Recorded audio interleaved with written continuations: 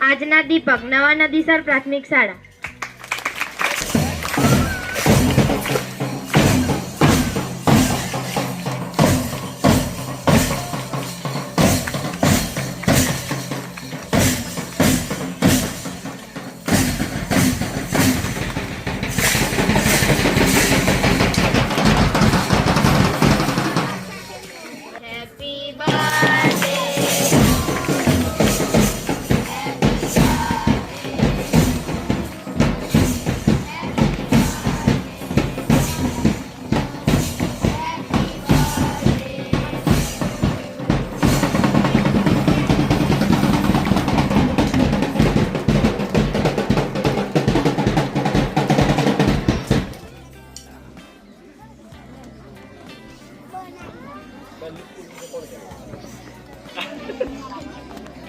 પહેલું સ્કૂલ વિશે હું કહીશ.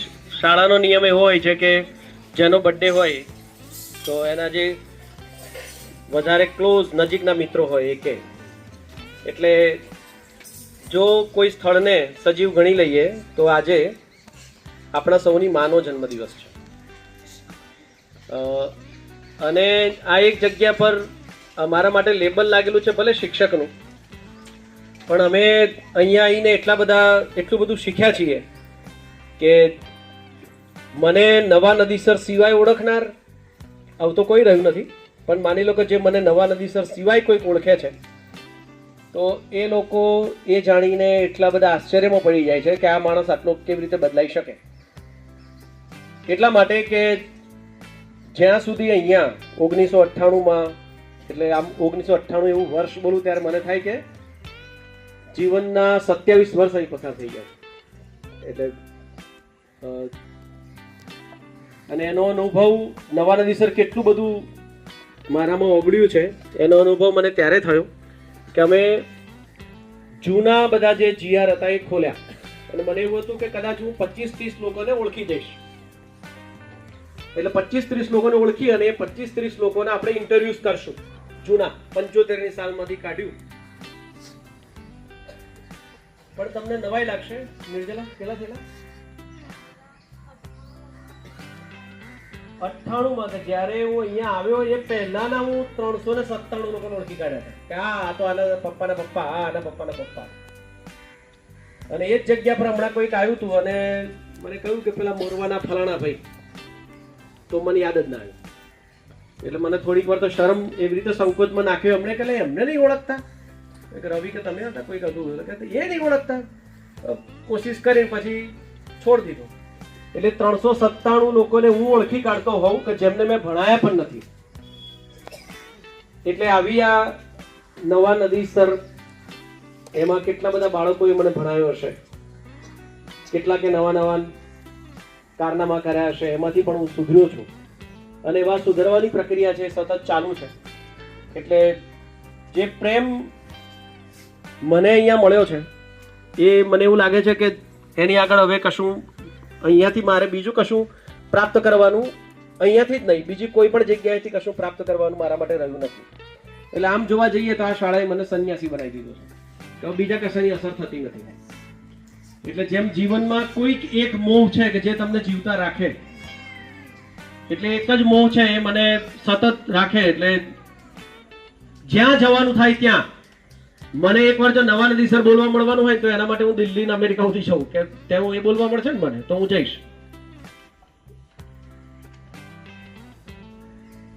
એટલા બધા લોકોએ શાળા વિશે કહ્યું છે અને આપણને નવાઈ એ લાગે કે શાળાના જગ્યાની અસર કેટલા વિસ્તાર સુધી છે. કેટલા બધા લોકોએ પોતાના પ્રતિભાવ વિડીયો બનાવીને મૂક્યો છે. હું કહું છું કે મારે કોઈ વ્યક્તિ કે શાળા વિશે કહેવાનું થાત તો હું ના કરી શક્યો હોત. મુંબઈના કેળવણી મંડળના જે છે એવા બધા લોકોએ, એટલે આનંદ એ વાતનો થાય કે આ શાળા કેટલા બધા લોકો સુધી પહોંચેલી છે. પહોંચવું એક જુદી વાત છે, પણ એ બધાએ એવું જ્યારે કહ્યું કે અમારા બધાના જીવનમાં આ જગ્યાની અસર છે. આ એટલા માટે શક્ય બન્યું છે કે આપણા બધાનો એક નેચર છે અને એ નેચર છે કે આપણે ક્યારેય કોઈ પણ પ્રકારની ફોર્માલિટીમાં આપણે માનતા નથી. અથવા માનતા આવડતું નથી, બેમાંથી જે હોય. ફોર્માલિટીનો અર્થ એ થાય છે કે કોઈ પણ લગ્ન પ્રસંગ હોય તો અત્યારે તમને બધાને ખબર પડી હશે કે લગ્ન પ્રસંગનો હવે બધાને ભાર લાગવા માંડ્યો છે. પહેલા લગ્નમાં આનંદ શેનો હતો તો કે લગ્નનો હતો. હવે લગ્નની વિધિનો આનંદ હોતો જ નથી, કારણ કે આખું લગ્નનું કેપ્ચરિંગ છે એ ફોટોગ્રાફર પાસે જતું રહ્યું છે. એટલે ફોટોગ્રાફર કે ત્યારે બધું થાય, ફોટોગ્રાફર કે સ્માઇલ ત્યારે સ્માઇલ હોય. એ સિવાય આજે મારા લગ્ન છે કે દીકરાના લગ્ન છે તો સ્માઇલ આવતું જ નથી, કારણ કે આપણું મગજ તો બીજા બધા વ્યવસ્થાઓના ટેન્શનમાં હોય છે. આ વ્યવસ્થાઓનું ટેન્શન આપણને થયું નથી. એકાદ ઘટના કહો એટલે આપણા સૌની જે ભેગી તાકાત છે એનો પરિચય મળે, અને એ શક્તિ છે એ ઉત્તર આપણે વધારતા રહીએ. એક વર્ષ એવું હતું, લગભગ વર્ષો એવી રીતે યાદ રહ્યા નથી, કારણ કે એવી ઘણી ઘટનાઓ છે, પણ એક ઘટનામાં આપણી જે તાકાત કહેવાય તો શાળાના બાહુકાકને કદાચ વર્ષ યાદ હોય, બધા પતરા ઉડી ગયા હતા. સિમેન્ટના બધા પતરા ઉડી ગયા અને આમ ચારેક રૂમ જે સારા ચાલતા હતા એ બધા રૂમમાં પાણી થઈ ગયું, અને ઉપર એક પણ પતરું ના મળે. એટલે એમાંથી એક અધિકારી આયા, ક્લાસ 1 ઓફિસર, અને એમણે આવું મને શરદી થઈ હોય ત્યારે મારું મગજ તપેલું હોય, એટલે આવીને મને કહે છે તમે શિક્ષક છો? મેં કીધું હા. મને કે ધ્યાન નહીં રખાતું? હવે વાવાઝોડામાં સિમેન્ટના પતરા ઉડી ગયા, એમાં હું કેવી રીતે ધ્યાન રાખી શકું? એટલે હું જેમ તમને કહું છું એમણે કીધું કે સર વાવાઝોડું છે, આ બધું આગળ તો તમે આપણને ખબર છે ઘર કે એવું કશું હતું નહીં, તો વાવાઝોડું આવ્યું અને સિમેન્ટના પતરા છે ઉડી ગયા, એમાં હું શું કરું? એટલે કે મારે સામું બોલો છો? મેં કીધું ના, તમે પૂછો અને જવાબ આપું છું. એટલે એમણે કીધું કે હું જોઉં છું કે આ તમારી સ્કૂલ ક્યારે ચાલુ થાય છે. એટલે મેં કીધું સર જુઓ, સોરી મારે તમને આવું કહેવું પડે છે, પણ મારી સ્કૂલ એમ ત્યારે જ્યારે તમે કહો છો ત્યારે એ સ્કૂલ એટલે આ સિમેન્ટના પતરા અને આ દિવાલો નથી. મારે તો અમે અને અમારા છોકરો જો મળીએ ને અમારી સ્કૂલ છે. એટલે ગુસ્સામાં ગાડી લઈ અને પછી નીકળી ગયા. મને ખબર પડી ગયેલી કે હવે આ સ્કૂલ આપણે વહેલી પતરા નખાવાના નથી. એટલે મેં અહીંયા સરદાર આવાસ તે વખતે નવા બન્યા હતા 6 એક સાથે. ત્યાં જઈને એ લોકો 2 દિવસ પહેલા રહેવા ગયા હતા અંદર સરદાર આવાસમાં, અને ત્યાં જઈને એવું કહ્યું કે ભાઈ કાલથી સ્કૂલ અમારે બેહાડવી છે. ઓકે સાહેબ. તો જેટલું અંદર ઘરમાં ભર્યું હતું બધું ખાલી કરીને હા અમે ઝૂંપડીમાં. હવે એવું થાય કે વરસાદનો ને એવો સમય, એટલે અમે સ્કૂલ 5 વાગે છોડી દઈએ, પછી એવું કહીએ કે તમે રૂમમાં હવે તો રહો એમ. એ સાહેબ હવે પહેલા આમ જ રહેતા હતા ઝૂંપડામાં જ, તમારે નેહારમાં જાઓ ત્યાં સુધી અમારે આમ જ રહેવાનું છે. અને આ જે તાકાત છે એ મને લાગે છે કે બીજી કોઈ જગ્યાએ મળી શકે જ નહીં, કે પોતાનું ઘર આપ્યા પછી સાંજે રોકાવા માટે પણ ના પાડતી હતી. સાહેબ હવે નહીં જ જોઈતું. આ જે બન્યું છે એ નેહારના કારણે જ બન્યું છે. નેહારમાંથી શીખ્યા છું કાગળિયા કરતો, તાર સરદાર આવાસ મળ્યો છે, નથી જોઈતું. અને એ શક્તિ છે એ આ જગ્યા પર ઊભા રહેવાની આપણને બધાને મળી રહે છે. એવું જ કોવિડમાં આપણે બધાએ જોયું છે. ટૂંકમાં જો કદાચ લખવાનું થશે તો મહાભારત કરતા લાંબી કથા લખાશે. આપણા સૌની કથા એટલી લાંબી હશે, પણ આ કથાના જે પાત્રો છે એ બધા પાત્રો આપણે એવા ભેગા મળીને આ ઘટનાને ઉત્તર આગળ વધારતા રહીએ તો આપણી માનો જન્મ દિવસ છે અને એને શું હેપી બર્થડે કહેવાનું? એ છે જ, એ આપણામાં જ જીવે છે અને જીવતી રહેશે. Thank you. આ સ્કૂલ વિશે જ્યારે કહેવાનું થાય ને ત્યારે ખરેખર આમ જોઈએ તો સ્મૃતિ હોય ને તો વિસ્મૃતિ થઈ જાય, અને યાદ કરીએ એટલે કે એના સ્મૃતિ કરીશું તો પાછા ફરીથી આ સ્કૂલના જે કંઈ મેં જ્યાં અનુભવ્યું છે એ થોડી વાત કરીશ, અને સાથે સાથે પોઝિશન જે તે સમયની હતી એ પણ કહીશ, અને હાલ કેવી પોઝિશન છે એ પણ તમને થોડું જણાવીશ ટૂંકમાં. વર્ષ 2013-14માં હું ક્લસ્ટરના કોર્ડિનેટર તરીકે નદીસર ક્લસ્ટરમાં જોડાયો ત્યારે તમામ સ્કૂલો આપણે જોયું, જાળ્યું, બધી સ્કૂલોના વાતાવરણ પણ જોયું. એમાંય અહીંયા જ્યારે આવું ત્યારે મને કંઈક અહેસાસ અલગ થાય. આ બાળકો 1 મહિના નહીં પણ 2-3 મહિના તો જ્યારે હું આવું ત્યારે આ પહેલા બીજાના જે બાળકો ખરા ને એ તો ચોટી પડતા હતા. નીલોત્તમાબેન કહી ગયા બરાબર ને, દોડીને આવી જતા. એટલે કહેવાનો અર્થ કે અહીંનું જે વાતાવરણ છે, જેમ માં બાળકને ઘરે સંસ્કારનું સિંચન કરે છે, એના કરતા હું તો વધારે કહીશ કે અહીંયા બાળકોનું સિંચન, સંસ્કારનું સિંચન સરસ રીતે થાય છે. અહીંયા એવી પણ એક્ટિવિટી જોઈને જાણી નાગરિક ઘડતર કે બાળકોના જીવનમાં ભણવાથી નહીં પણ જીવનની અંદર એવા કેવી સ્કિલ ડેવલપ કરશે કે જેથી કરીને બાળક આપોઆપ પોતાની લાઈફમાં કંઈક કરશે. શાળાની તો ઘણી બધી વાતો કરવાનું મન થાય, પરંતુ વાતાવરણ પણ એવું છે. અને ખાસ જ્યારે હું આવ્યો છું ત્યારે એસએમસીના મેમ્બર્સ અને ગામના અગ્રગણ્ય જે કંઈ વડીલો છે, યુવાનો, તેમનો સાથ સહકાર આ શાળાને મળેલો છે. લગભગ 2018 કે 19 કે 20માં આ સ્કૂલની સંખ્યા લગભગ 200+ હતી. ત્યારે ગોપાલભાઈ એક દિવસ મને વિડીયો કાઢીને મોકલ્યો. એ વખતે એવું બોલેલું કે 500+ વિદ્યાર્થીઓની રજીસ્ટર સંખ્યા આપણે લઈ જવી છે. અને એ અત્યારે 2025માં આપણે સામાન્ય થોડીક સીડી ચડવાનું બાકી છે. તો ફરીથી આ સ્કૂલના સ્ટાફ, ગ્રામજનો, તમામ મારા વિદ્યાર્થીઓ અને બાર ગામના પણ કોઈક આવેલા હોય, એ સૌને વિનંતી છે કે આ સ્કૂલનું વાતાવરણ સાથે સાથે શિક્ષણ તમે એની ટાઈમ ગમે ત્યારે સ્કૂલ ચાલુ હોય ત્યારે આવજો, જોજો. ત્યારે તમને પણ ખબર પડશે કે ના અહીંયા શું ચાલી રહ્યું છે, કઈ રીતે ચાલ્યું છે. તમામ જોશો તો એક્ટિવિટી બેઝ લર્નિંગ બાળકને પ્રવૃત્તિમય જોવા જ મળશે. એ મેદાનમાં ફરતું હશે તો પણ જોવા મળશે કે આ તો કંઈક કરી રહ્યું છે. વધુ આપણે કહીશું નહીં. આજના જન્મદિવસ સ્કૂલનો છે, આમ તો 18 તારીખે છે, પણ સૌની હાજરી અને મારું પણ મંતવ્ય એવું હતું કે હું પણ આવી શકો 18 તારીખે. એટલે આજના જન્મદિવસ નિમિત્તે આપ સૌને શાળામાં સાથ સહકાર આપશો. સાથે સાથે લાગણીની વાત કરી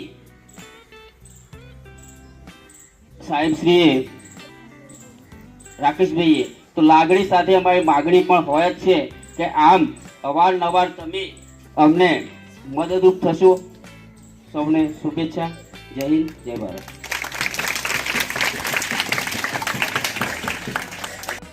શાળા વિશે જાણે અમે પહેલેથી 4થા ધોરણમાં ભણતેલા એની યાદગાર 2 પ્રસંગ કહું. જ્યારે એક્ઝેક્ટલી ખબર નથી પણ 90ની સાલની અંદર જાણે આપણા વિસ્તારની અંદર કડાબો પડેલા, વાવાઝોડા સંગાત કડાએ પડેલા. તે વખતે પતરા હતરા બધા ભાગીને ભૂખો થઈ ગયેલા.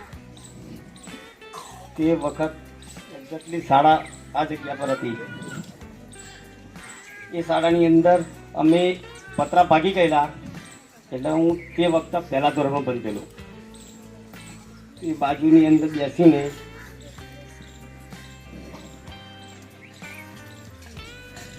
અમે ફિરોજ, જય સુથાર, અશ્વિન મહેરા આ બધા સાથે ભણતેલા. ફરસદ બાબુ કાકાવાળા, પછી સુલેમાન કાકાની છોકરી વહીદા એ મારી સાથે ભણતેલી. અને એ વખતની અંદર લગભગ 2 મહિના લગીન પતરા નહોતા આવ્યા અને પછી સાથે પતરા વાગી ગયેલા. આખું બહાર બેસીને ભણવાનું લગભગ 2 મહિના થયેલું. એ યાદગાર આજે મને મારા મનમાં છે. એ આવી સ્થિતિ થયેલી. બસ એટલું જ કહીશ.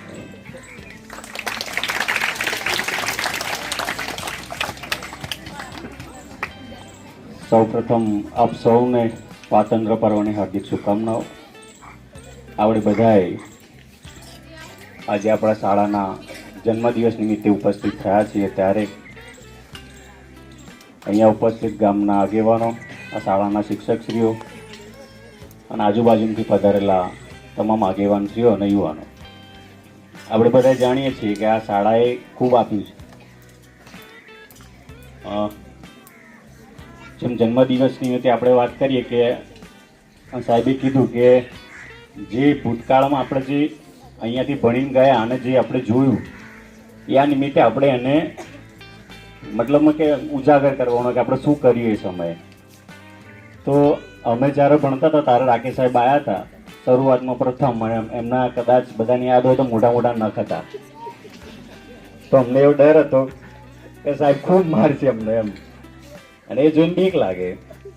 એટલે એના પછી નીલાબેન આવ્યા અને જ્યારે એમને કીધું પેલા પતરા ઉડ્યા તારે આ બધાને એ ખબર છે, ત્યારે એ ટાઈમે હું પેલું ઇરફાન આપણે સલ્લુ કાકાવાળો એ બધા અહીંયા જ હતા.